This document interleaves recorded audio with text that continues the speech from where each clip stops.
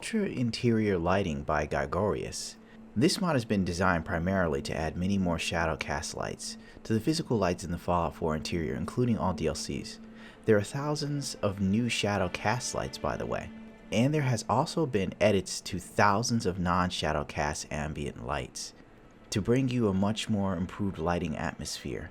Many more light bugs have also been addressed, as well as with the inclusion of hundreds more light boxes. To give you some sort of an idea of how many extra light shadows there will be using in this mod, candle shadow lights have been increased by almost 200. Fire shadow lights used with the light lanterns and drums have been increased by over 500. Warm shadows lights have been increased by over 700. White shadow lights have been increased by over 500. Cool lights have been increased by over 600. There are many hundreds of others. So get ready for the best lighting in the game that you've possibly ever seen, as the mod author's description clearly states.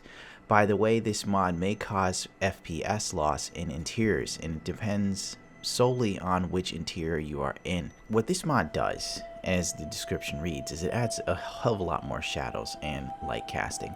It has a more realistic feel and flavor. You may have noticed, or maybe not, because it's such a small nuance and it's easy to miss, that there are just some areas where there's no shadow cast on any items in the vanilla game. Much like The Witcher 3, you'll notice like you'll walk past a fireplace or something and there would be no light flickering, there would be no shadow cast. This mod completely changes that and adds a more realistic light source, and it also creates the shadows that would naturally be there in a room that was lit in such a way. Think of like when the first mod Pip-Boy Shadows came out. It's exactly like that. I don't know if Bethesda did this on purpose like they did with the Pip-Boy Shadows, like they just figured out this is too much work, fuck it, or whatever the case may be, but this mod author has taken the time to actually add something that was missing from the game and easily missed if you weren't exactly looking for it. This is a must-have mod. It's very immersive. There's no way around it. This is one of the most immersive mods to come out for Fallout in a while, and I strongly suggest you download it. That's all I have to say. Do it now. Don't waste any time.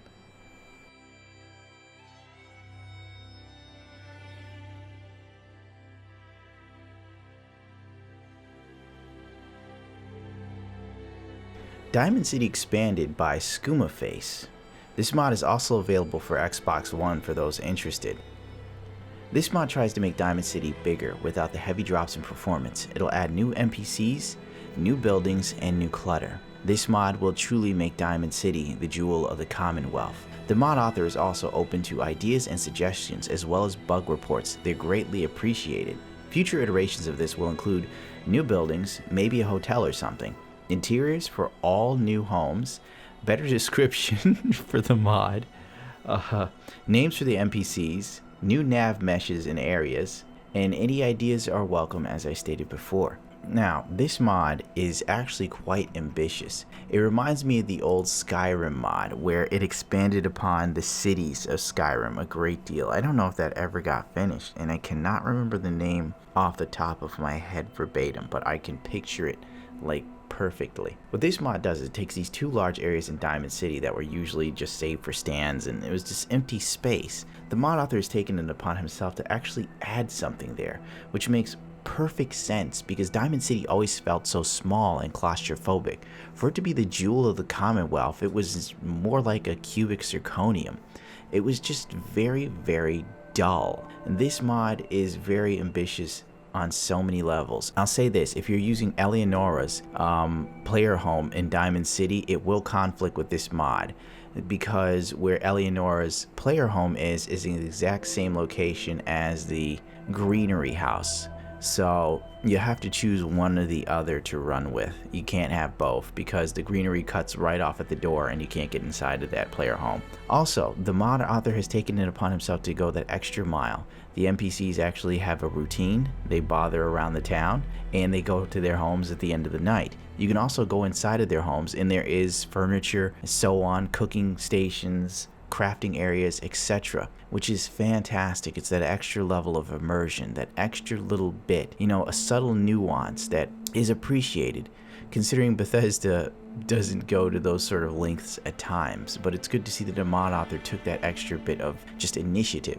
He could have just as simply made the areas and had NPCs walk into an empty building that you couldn't follow them into and look over. So I'm just pointing that out. Currently this mod is on version 1.4, which is the latest version.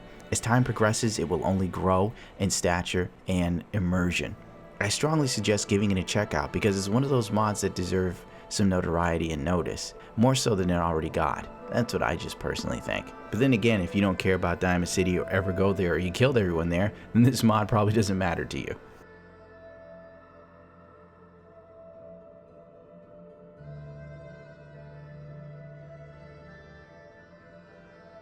"1950s Feminine Outfits, Vanilla, EVB, and CBBE" by Crimsomrider. Remember a time when ladies' clothing was elegant while being charming, classy, and sexy all at the same time.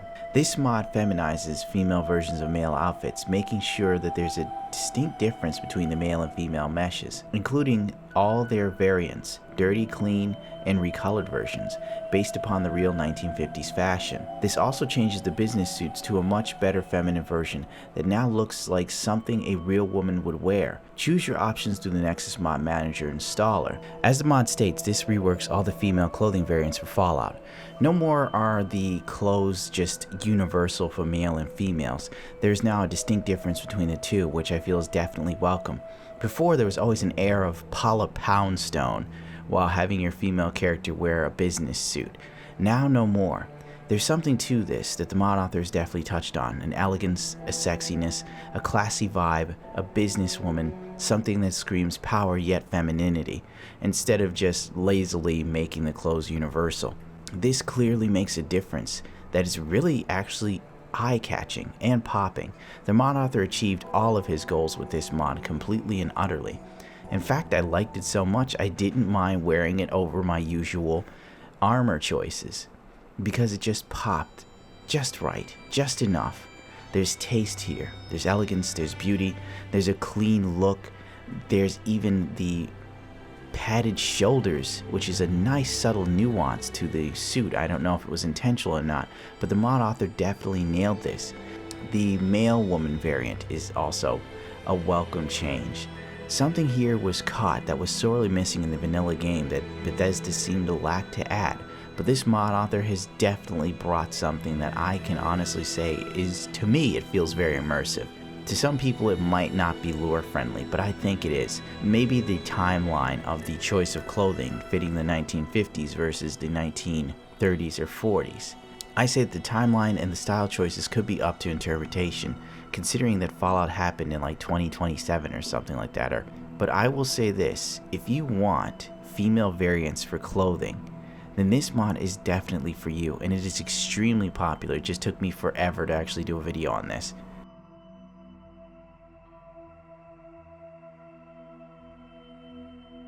Last but not least is a mod that you might not find too immersive, but I think it is immersive. It's incredibly popular right now, and it's new on the Nexus.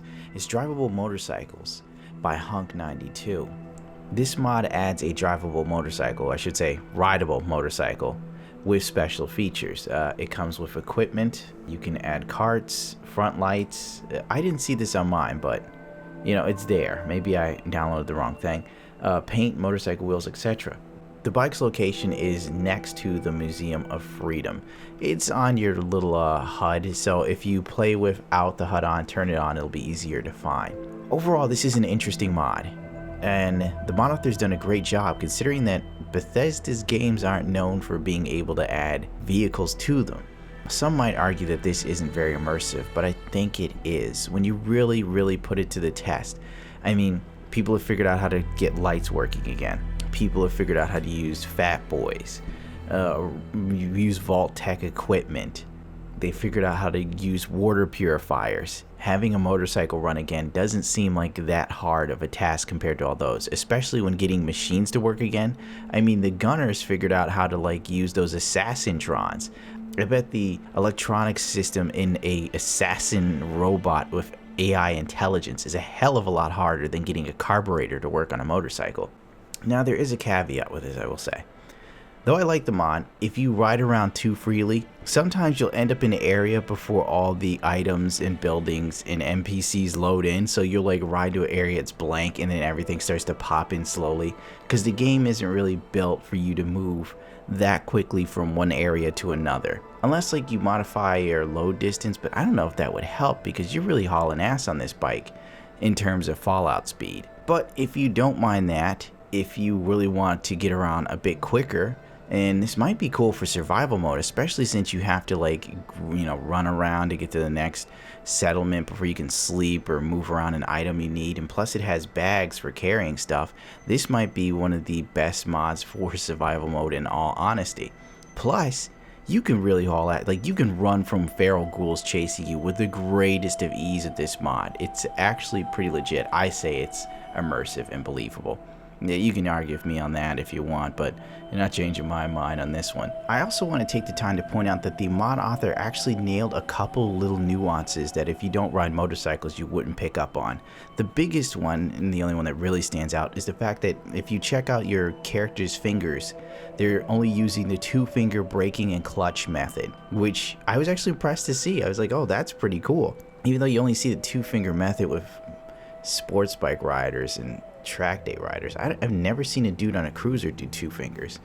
Maybe they have, you know. I should ask a cruiser rider, like, hey, do you do the 2-finger brake and clutch method? Just curious. But oh well, you know, I just thought that'd be interesting. The one thing I would like to see later on is maybe an animation for when you stop your bike, like you put one foot down to hold it up. Because right now, you know, your character rides a motorcycle, comes to a dead stop, and the bike is perfectly balanced. And I know what some people might say, hey, Honda's put out that new motorcycle that balances itself. You got me there then, but odds are you probably didn't say that because you don't know that bike exists. Yeah, well, that's gonna do it for me. If you feel like it, rate, comment, subscribe. I can't actually give more of a fuck than me. And adios, bichachos.